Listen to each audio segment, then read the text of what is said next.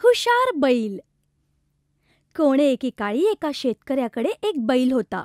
तो सर्व शेतीची कामे करत असे. पण बैल म्हातारा झाल्यावर शेतकऱ्याने त्याला जंगलात सोडून दिले. बैल म्हातारा मात्र हुशार होता. तो भरपूर गवत असलेली जागा राहायला शोधत होता. लवकरच त्याला एका तळ्याकाठी एक गुहा सापडली. तिथे आजूबाजूला छान हिरवेगार गवत आणि झाडे झुडपे होती. बैल त्या तळ्याकाठी मोठ्या मजेत राहू लागला. एके दिवशी त्याने पाहिले की एक सिंह त्याच्या गुहेकडेच येत होता. पण तो घाबरला नाही. पटकन विचार करून त्याने एक युक्ती केली. गुहेत डोकावून तो मोठ्याने म्हणाला, अगं ऐकलंस का? आज आपल्या मुलांना मोठी मेजवानी आहे. एक सिंह इकडेच येतोय. शांत बस, नाही तर तो घाबरून पळून जाईल. तो जवळ आला रे आला की मी त्याला शिंगावर घेऊन आत खेचेन. बाप रे, हा तो फार भयानक प्राणी दिसतोय. प्राण वाचवायला इथून पळून गेलेलंच बरं. अरे थांबा महाराज, काय झालं? मग सिंहाने त्याला सारी हकीकत सांगितली.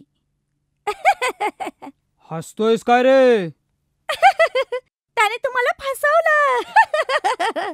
काय काय बोलतोस तू? महाराज, तुम्ही ज्याला घाबरताय तो तर एक सामान्य बैल आहे.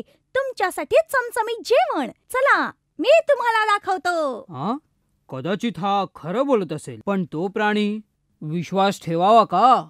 घाबरू नका महाराज, आपण आपल्या शेपट्या बांधूया. मी पुढे होतो, म्हणजे त्याने हल्ला केला तरी माझ्यावर करेल.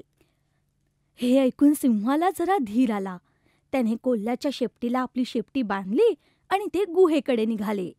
आता सिंहाबरोबर कोल्ह्याला बघून बैलाला समजले की याने सिंहाला खरं काय ते सांगितले असणार. पण तो चतुरपणे कोल्ह्याला म्हणाला, अरे कोल्ह्या, मी तुला 2 सिंह आणायला सांगितले होते आणि तू तर फक्त एकच आणलास. माझं अर्ध कुटुंब काय उपाशी राहणार?